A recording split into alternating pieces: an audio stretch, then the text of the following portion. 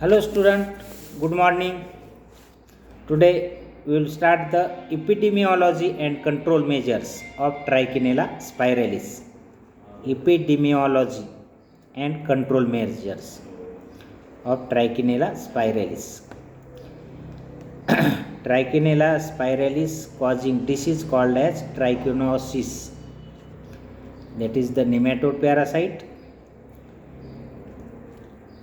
of man and other rodents animals. The literature on the epidemiology of trichinosis in the temperate zones of Europe and North America is extensive. As stated above, there are two maintenance cycles: the sylvatic cycle involving wild carnivores and their prey or carrion, and the urban or domestic cycle involving the man domestic pig rat triangle. The situation is graphically represented by Nelson in 1972. In this region, the urban cycle played the dominant role in the epidemiology. Man becoming infected by consuming undercooked pork, and infected pork produces like sausages. Rats become infected by practicing cannibalism or by feeding on rats feces containing infective larvae.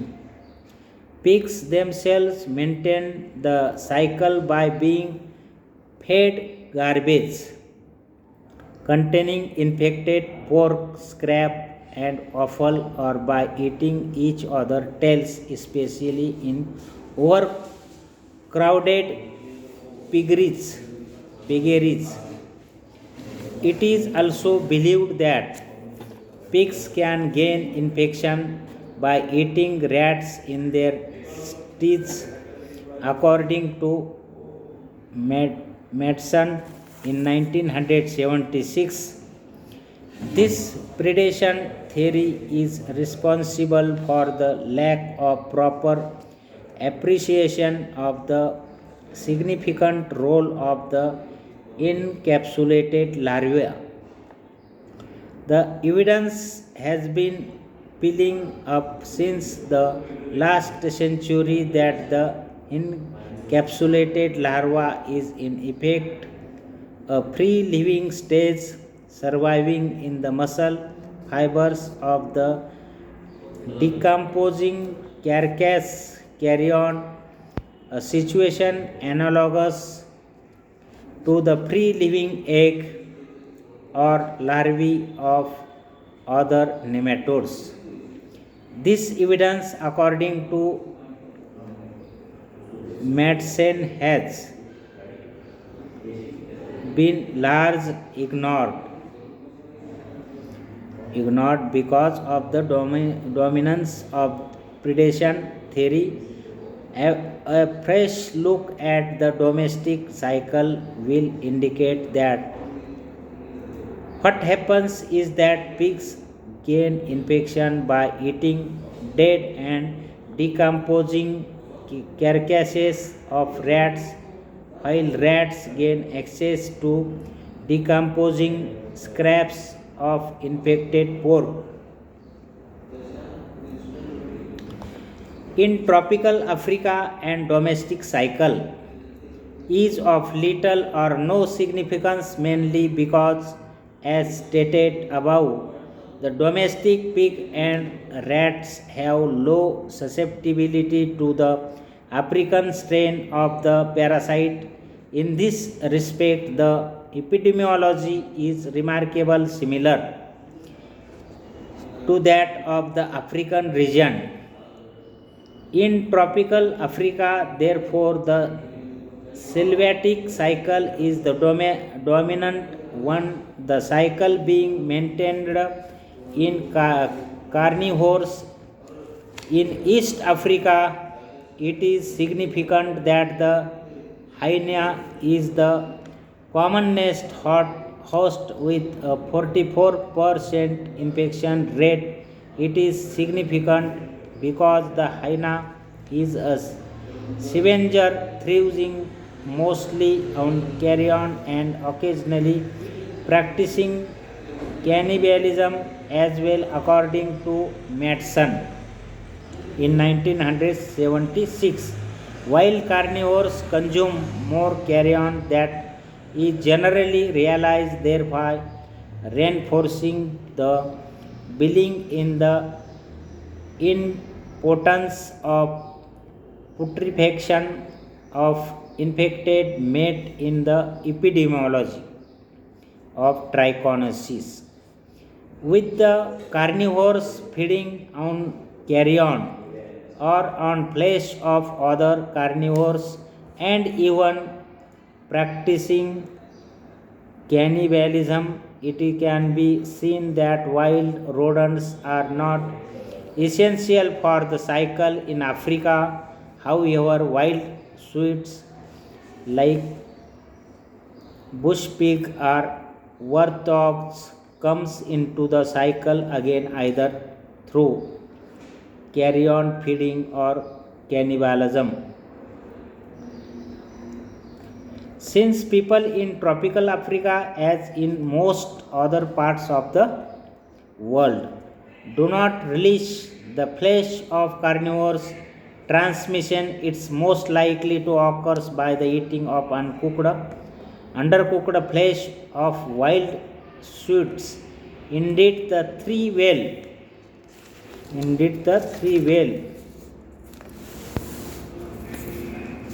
documented cases from Kenya, Tanzania and Senegal involve the consumption of the flesh of the bushy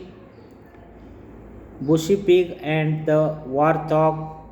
Senegal case is interesting because it involved 9 Europeans in Dakar who indulged themselves by feasting of barbecues warthog, an obvious act of indiscretion in the tropics or anywhere else for the matter.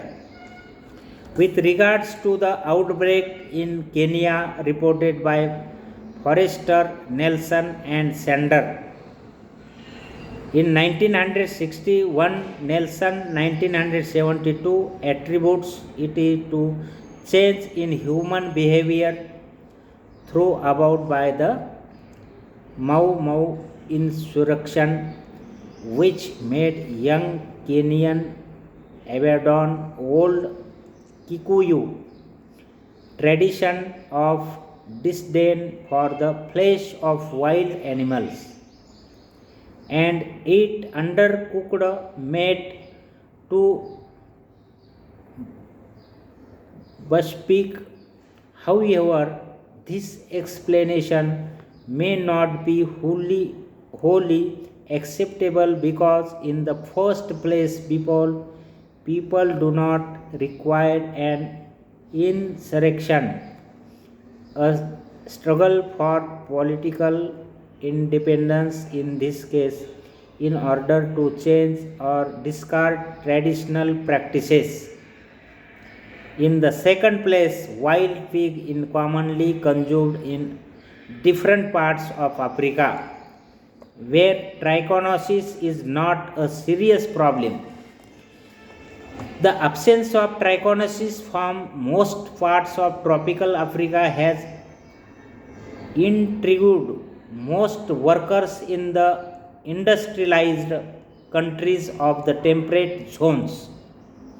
In their search of a scientific explanation of this phenomenon, a variety of opinions have been expressed. For example, Nelson in 1972, Nelson, Gugiberg and Mukundi in 1963 and Pawlowski in 1974 believe that Trichinella spiralis infection is widespread and will come to light if we search hard enough.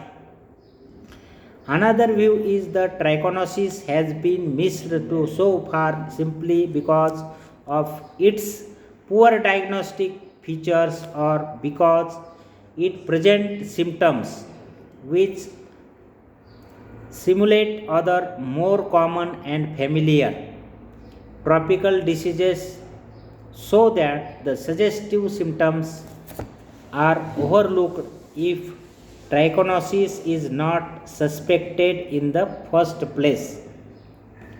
Finally, it has been predicted that there is the possibility of changing epidemiology either through the introduction of infective strains with the importation of exotic breeds of pigs in the expanding pig industry or as a result of repetition transmission through rats and pigs, which will be increase the infectivity of the strain.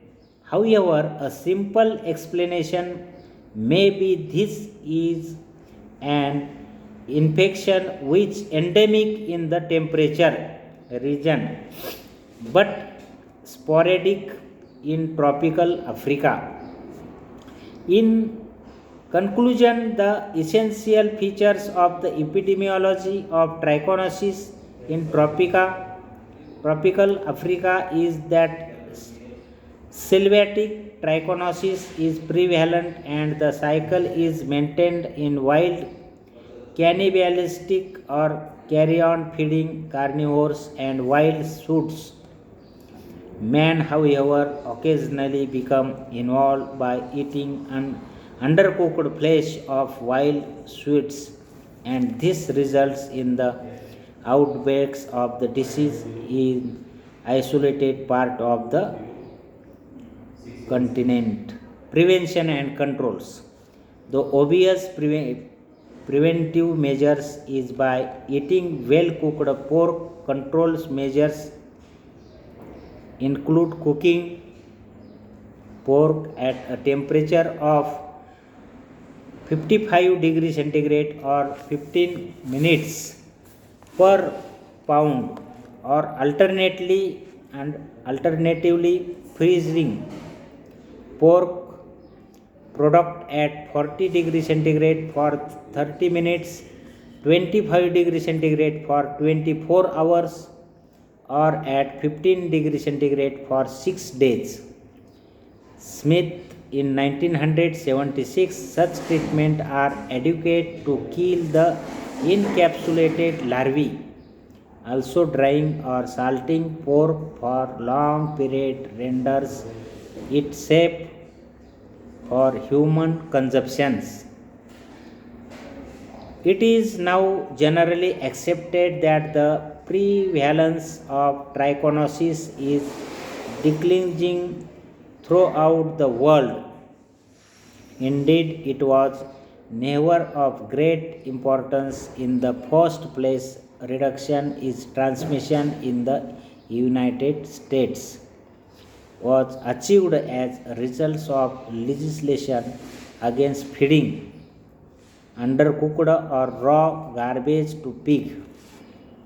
However, the irony, according to Nelson in 1972, was that this legislation was not directed primarily against the human diseases but rather against vesicular exanthema, a virus infection of swing of great veterinary and economic importance to the piggery industries.